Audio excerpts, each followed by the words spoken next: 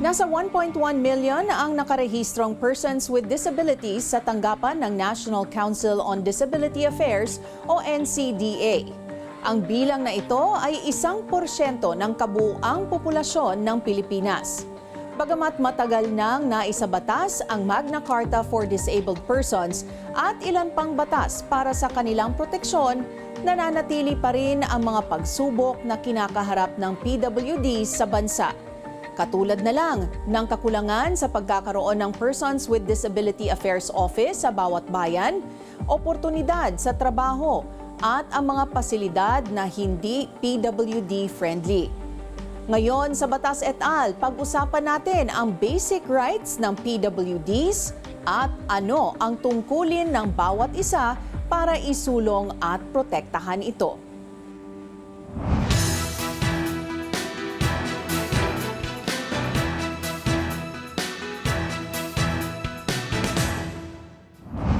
Magandang araw sa inyong lahat. Ako po si Mencio Macapagal. Rights and Privileges of PWDs ang topic natin ngayong araw. At para tulungan tayo sa usaping ito, makakasama natin si Attorney Noliver Barido mula sa Public Attorney's Office at Joniro Fradejas, Executive Director ng National Council on Disability Affairs. So magandang araw po sa inyo. Hello po, magandang araw po. Magandang araw po, ma'am. Magandang araw, Mencio. Alright. Kapag sinabing PWD, kasi medyo malawak ito, no? Sino-sino po ba yung tinutukoy dito? Oo, ang ano kasi dyan, di ba, karaniwan, ang definition ng PWD ay sa English, translate. So, dapat masana pag Tagalog, no? So, kung ang tinatagalogin, sila yung mga tao na mayroong, sila po yung nag-suffer ng impairment. Dahil po sa mental o physical na kabansanan.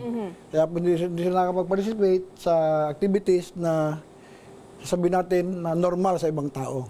Okay. So nabanggit na nga, attorney, no, yung mga physical at or apparent at non-apparent na disability o walang physical manifestation. So kailangan bang irehistro ang isang disability at gaano kahalaga ang pagkakaroon ng PWD ID?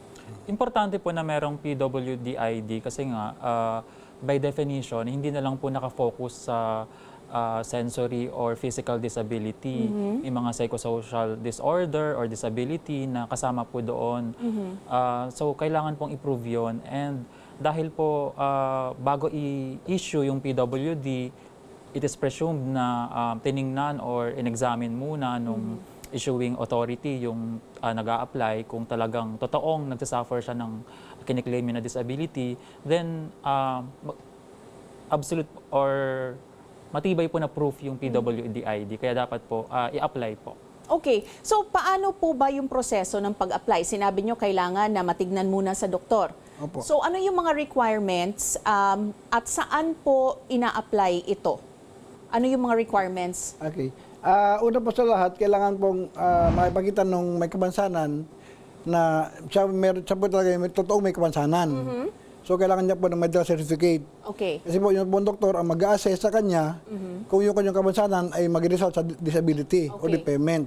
Kasi pag siya po mukha siyang may kabansanan, pero nung chinek ng doktor ay hindi naman pala siya mag-result sa disability or impairment, hindi pa rin siya pwedeng bigyan ng certificate. Okay. And that certificate po ay mahalaga po na ipapakita sa PDAO o yung Person with Disability Affairs Officer. Okay. Siya po mag-assess kung ito nga ay validly issued. Okay. And then, siyempre, yung kanyang larawan o picture. And then, siyempre, yung kanyang proof of residency kung saan siya nakatira. So, basically po, yun po ang kailangang ipakita sa PDAO office para po mabigyan siya ng ID. Meron po bang binibigyan din na may temporary disabilities? Meron bang ganun? Wala pong ID ang isa pong temporary, wala po. Wala po. Opo. In fact, yun pong may temporary disability, considered po siya na walang disability. Okay. So, kung siya po ay mayroong functional limitation, so long po na hindi po yung ma-assess ng doctor na impairment that will cause his disability o kabansanan, hindi pa rin siya pwede mag-qualify po na may kapansanan. Okay. So ngayon pag-usapan naman natin ano ang iba't ibang privileges ng isang PWD na dapat i-recognize ng lipunan. Attorney. Kagaya po ng mga privileges and benefits ng isang senior citizen, meron din po yung mga PWD. Actually, kapag kinumpara po natin yung mga discount privileges ng isang senior citizen at isang PWD, halos pareho po. So meron pong 20% discount sa mga medical services, sa pagbili po ng gamot, at iba pang mga goods and services na inilista ng batas. So basically, magkapareho lang po sila halos. Pero meron pong, siyempre meron pa rin pong konting kaibahan. Maliban po sa discount, ang isa po sa mga kaibahan doon ay wala pong PWD parking. Okay. Diba? Kaya nga minsan, pag nasa parking ka, makikita mo merong senior na nakaparada. So, pag sinabihan mo, sir, kayo po ba ay PWD? Hindi, senior po ako. Pero wala po kasi sa batas na magkaroon ng parking ang senior.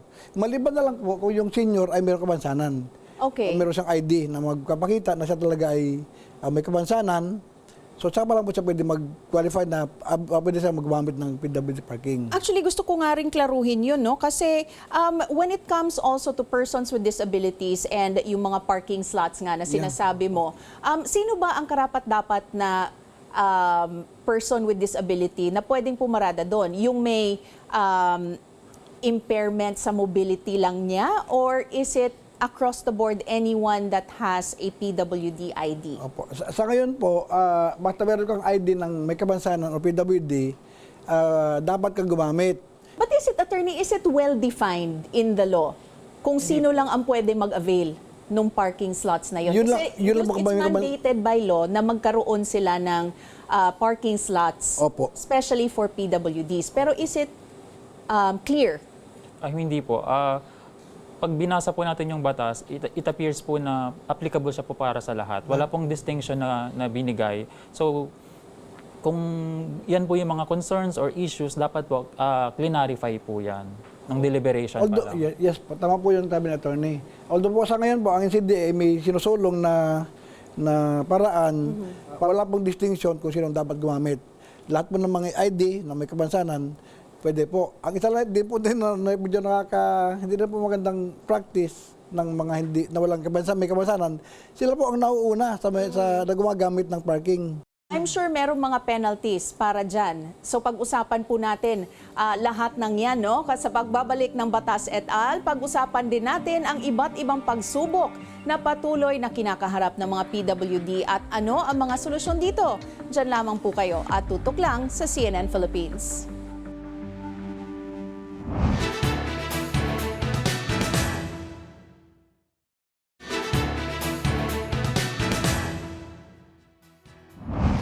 Nagbabalik ang Batas et al. Dito sa CNN Philippines. Kasama pa rin natin si Joniro Fradejas ng National Council on Disability Affairs at Attorney Noliver Barido mula sa Public Attorney's Office para pag-usapan ang mga karapatan ng PWD. So, matagal ng problema. Kanina pinag-uusapan natin yung lack of accessible parking para sa persons with disabilities. Pero isa rin sa mga kinakaharap na problema ay yung lack of access ng mga persons with disability sa mga pampublikong transportasyon. Opo. Ito ba ay natutugunan na? Have there been improvements? Meron na po kami ngayong ginagawa na IRR, yung Implementing Rules and Regulation, doon po sa Batas Pambansa 344. Kasi po nakalagay doon na dapat meron po accessible transportation. Yes. So, as to what accessible transportation is, medyo hindi po malinaw. Big. So, siguro ang pwede mo lang nila masabi, malagyan ng isang lugar na pwede pong ma-accommodate yung isang may kapansanan, like ramp sa isang bus or space sa wheelchair ng isang. So, mahabang ko po sabihin, kaya lang po ang CDA po ngayon ay patuloy po na nagkukonsulta sa sektor ng mga may kapansanan para alamin sa kanila kung ano ba ang nararapat na transportasyon para sa kanila. Okay.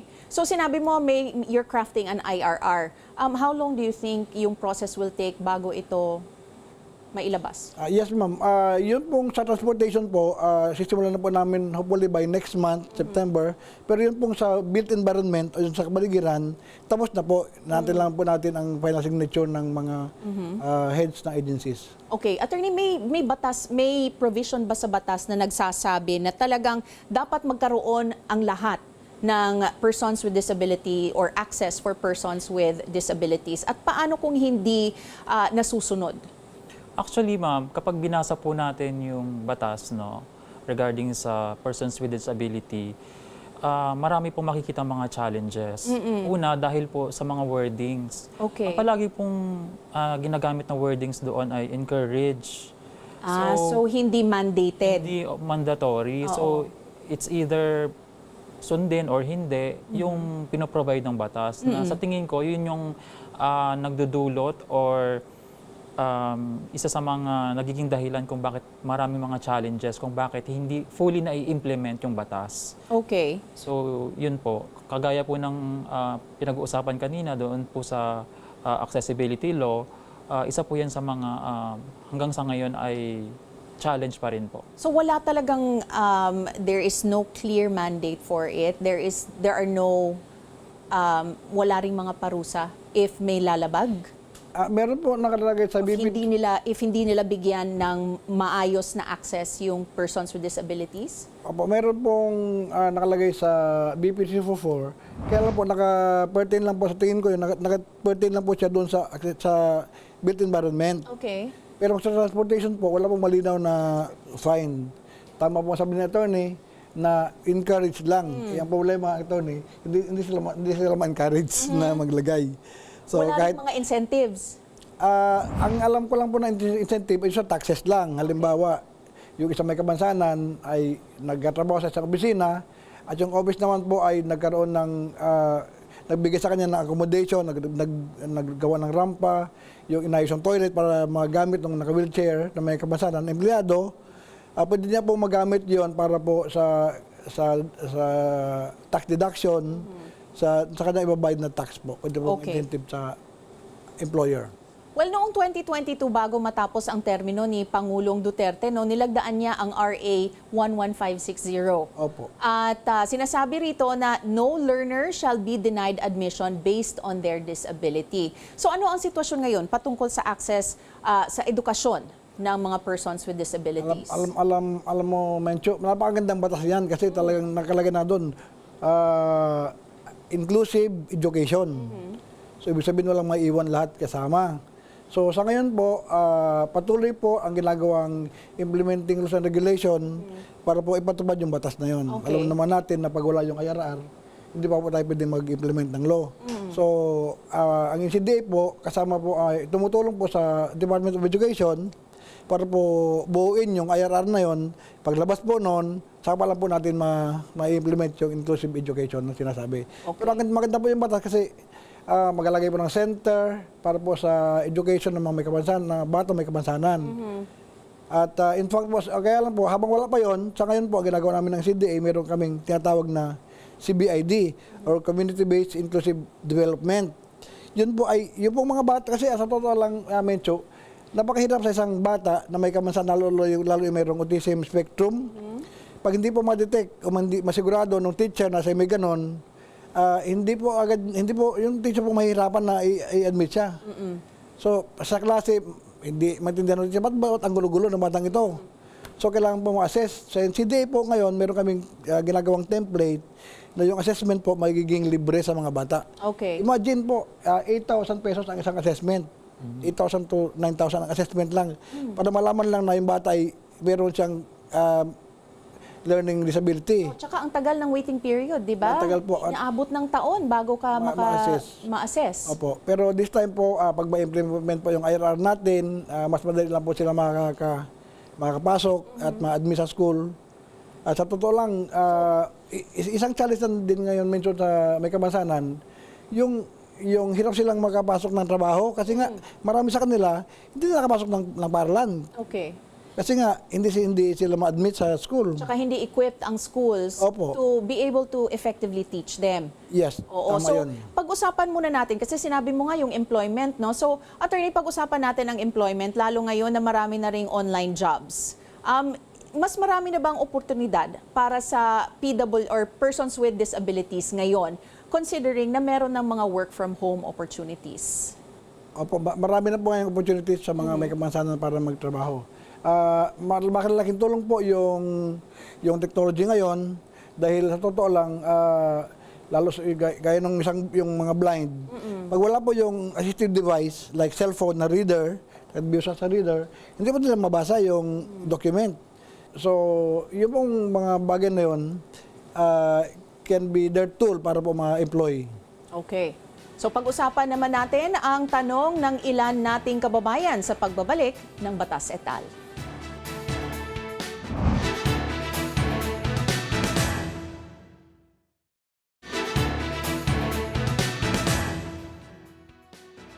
Nagbabalik ang Batas et al. Dito sa CNN Philippines. Sagutin na natin ang unang tanong. Ano po yung pwedeng isang pangreklamo kapag nakaranas po ng isang diskriminasyon ang isang PWD? Meron pong provision sa batas natin against discrimination. So iba-iba po 'yon. It's either discrimination sa employment, no? So yung batas po natin may pinoprovide po na penal provision kapag hindi po nasunod yung mga provisions ng batas or discriminate yung isang persons with disability, maaari po siyang makulong or ma-fine ng korte. Okay. Or pareho. But what if ikaw naman ay nagsinungaling about your disability pero binigyan ka ng medical certificate at binigyan ka ng ID? Paano pag napatunayan na yun ay hindi pala totoo? What is prescribed in the law as a penalty for that? Meron bang ganun?